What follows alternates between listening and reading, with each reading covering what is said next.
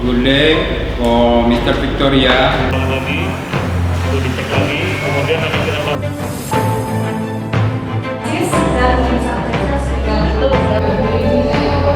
pemerintah ini ngaturnya ketat sekali, tapi tidak ada solusi buat mereka, membantu mereka. Pendapat Bang Maulana gimana tuh?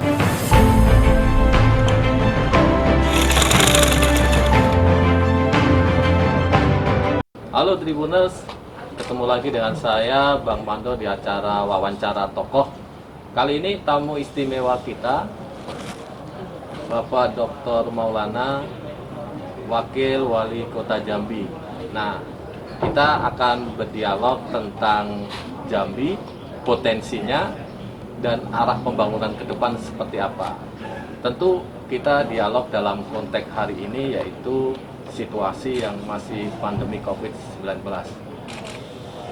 Selamat sore, Ya. Bang Maulana. Selamat sore, Bang Mandor. Apa kabar? Sehat ya? Baik, sehat. Ya, Nah, alhamdulillah. ini kita terima kasih sekali Bang Maulana bisa Ya.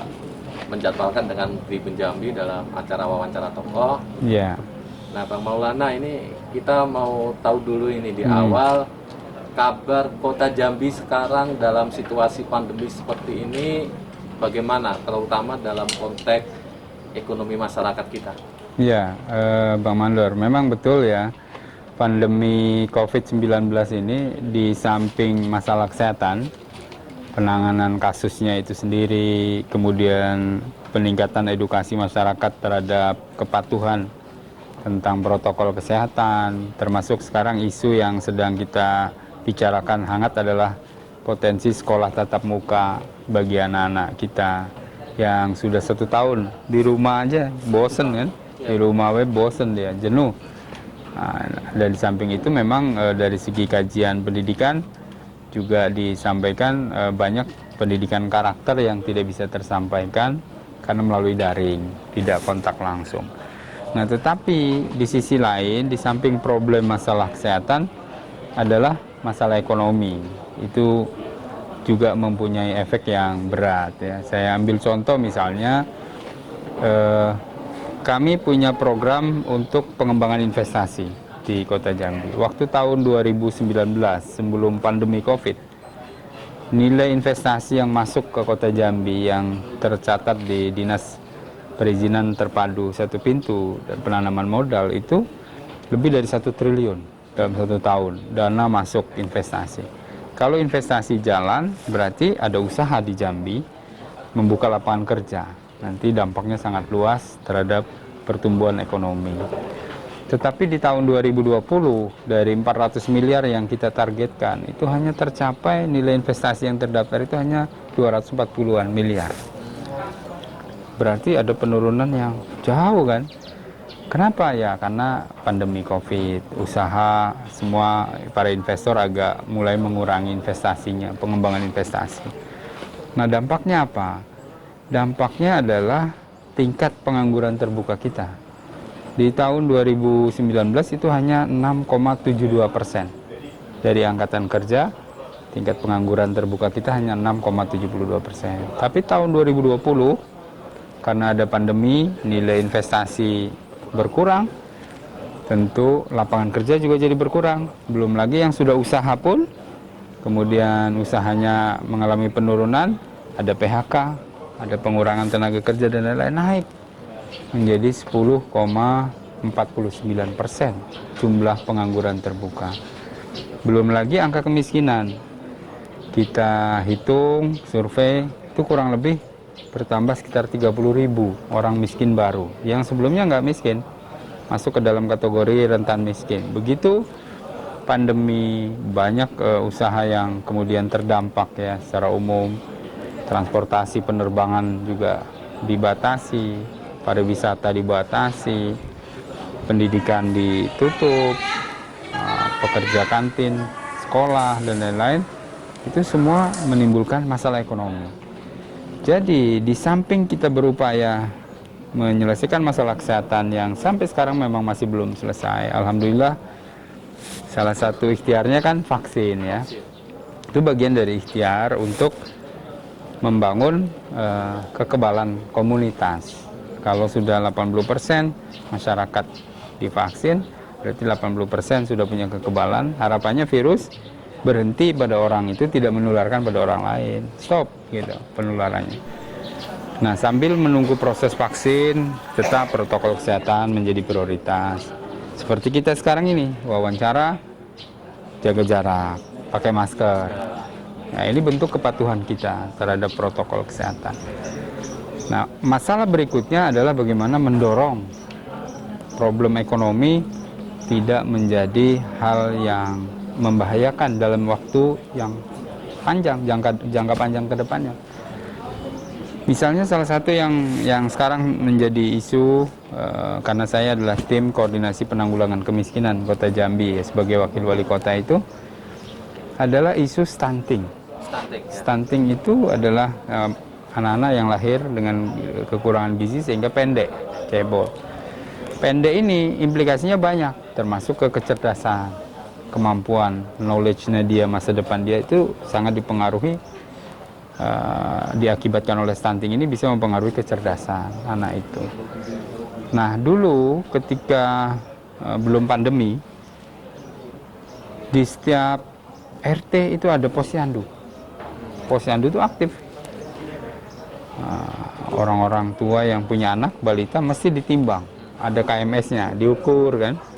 Nah, sejak pandemi ini itu tidak berjalan kan, karena memang anak-anak tidak dianjurkan berkumpul karena termasuk kelompok rentan, sehingga kita agak kesulitan dalam hal mendata. Begitu juga anak sekolah. Di sekolah itu Bang Wandor biasanya kan 3 bulan sekali ditimbang, diukur oleh UKS, Program Usaha Kesehatan Sekolah. Ada datanya, anak ini tumbuh kembangnya seperti apa. Nah, oleh karena itu melalui permasalahan di tim koordinasi penanggulangan kemiskinan ini, kita ada program untuk melawan stunting ini, ya, stunting. Jadi mulai aktif melakukan surveillance, pendataan. Karena ini salah satunya disebabkan oleh ekonomi tadi. Daya beli masyarakat menurun, nggak bisa beli bahan pangan yang bergizi, yang berkualitas, memberikan dampak. Nah, ini resiko jangka panjang yang harus kita pikirkan, karena menyangkut masa depan anak-anak Jambi ini. Gitu. Kalau misalnya begini, ini ada problem ekonomi, ada problem kesehatan. Kesehatan selain COVID juga ada tadi stunting. Bagaimana menjaga supaya ini semua tercover nih, prioritasnya bagaimana nih cara membangun dinamika penanganannya ini? Ini kan nggak mungkin ada satu yang dikorbankan berarti kan? Iya, betul. Dua-duanya sama-sama penting, ya kan? Ekonomi penting, ekonomi penting, kesehatan penting juga. Penting. Gitu. Kalau dari sisi prioritas, katakanlah kalau dari pemerintah itu prioritas penanganannya, misalnya dari sisi penganggaran yang harus dianggarkan untuk penanganannya, Iya. itu bagaimana ya? Ya, jadi kalau penanganan untuk kesehatan itu tentu bagi yang sudah terkena kita berikan perawatan seoptimal mungkin sesuai dengan panduannya. Kalau dia isolasi mandiri kalau tanpa gejala di rumah, di ruangan terpisah dengan keluarganya. Tapi kalau ada gejala ringan, kita punya ruang isolasi yang disiapkan oleh pemerintah. Kalau ada gejala, baru dirawat di rumah sakit. Ya, gangguan nafas, ada demam, menggigil, kondisi lemah, dan lain sebagainya. Atau ada penyakit komorbid. Nah, itu dari segi kesehatan. Tapi yang paling penting, yang kita lakukan sekarang, adalah bagaimana sesuai dengan instruksi Mendagri juga itu, bahwa membangun ketahanannya itu dari komunitas. Dari level paling bawah, RT, satuan tugas kelurahan, kecamatan, kota, untuk terus mengingatkan terhadap protokol kesehatan. Karena nggak ada jalan lain untuk memulihkan ekonomi adalah memberikan ruang untuk berusaha bagi para pengusaha, baik itu mikro, kecil, menengah, sampai pengusaha besar. Perhotelan misalnya, gedung-gedung pertemuan. Mulai seperti sekarang ini kita berada di kafe pedalaman ini, tempatnya indah. Syaratnya adalah proses ekonomi itu berjalan, tetapi patuhi protokol kesehatan. Nah, jadi keseimbangan antara kepatuhan protokol kesehatan.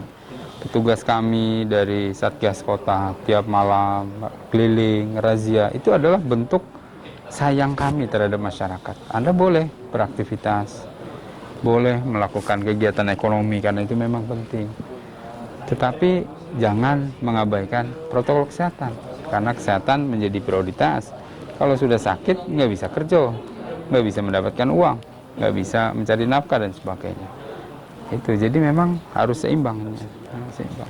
Bang Maulana, dalam setiap krisis yang terjadi di negara kita, itu keberadaan UMKM itu bisa menjadi tulang punggung. Betul. Krisis 98 juga begitu. Sekarang pun begitu. UMKM menjadi tulang punggung juga. Betul. Tetapi di antara pelaku UMKM juga terpuruk karena negara. Kalau berdasarkan pemantauan dari Bang Maulana, sekarang kondisi UMKM di Jambi seperti apa sekarang?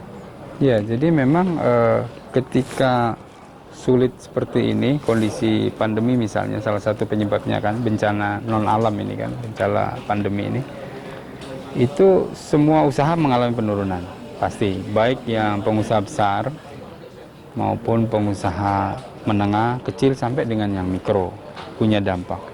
Tetapi kegiatan usaha mikro itu karena dia bergerak di kebutuhan-kebutuhan dasar, makanan, minum, ya, refreshing, hiburan dan lain sebagainya yang sifatnya kecil, itu masih hidup, masih mampu hidup.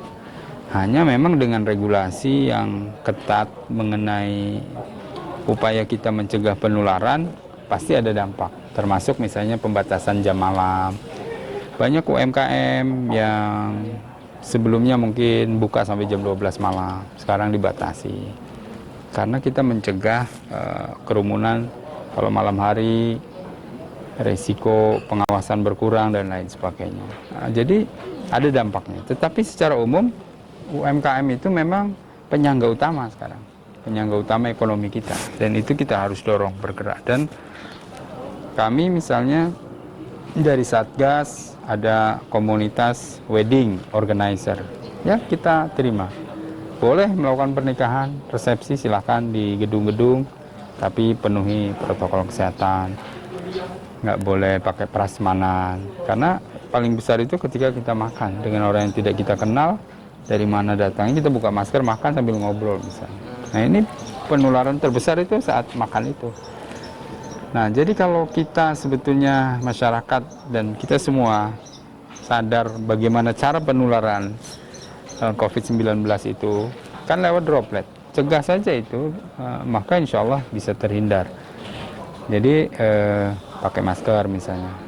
Itu dari segi wedding organizer ya kan. Orang resepsi nikah itu banyak sekali Mas, Bang Mandor, UMKM terlibat, mulai dari cateringnya, mulai dari dekorasi, pengrias, baju, pengantin dan segala macam. Itu multiplier efeknya banyak. Begitu juga para pedagang pecel lele, bandrek dan lain-lain itu. Ya silakan berjualan tapi ikuti aturan. Jaga jarak. Kemudian kalau tempatnya nggak memadai, bungkus. Kemudian jam malam diikuti.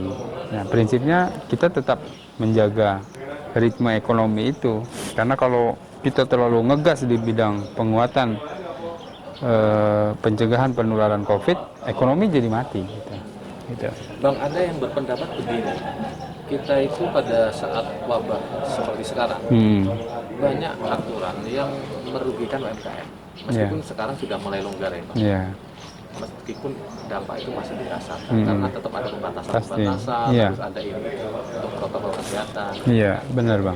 Nah, banyak yang beranggapan bahwa pemerintah ini ngaturnya ketat sekali, tapi tidak ada solusi buat mereka, membantu mereka. Pendapat Bang Maulana gimana tuh?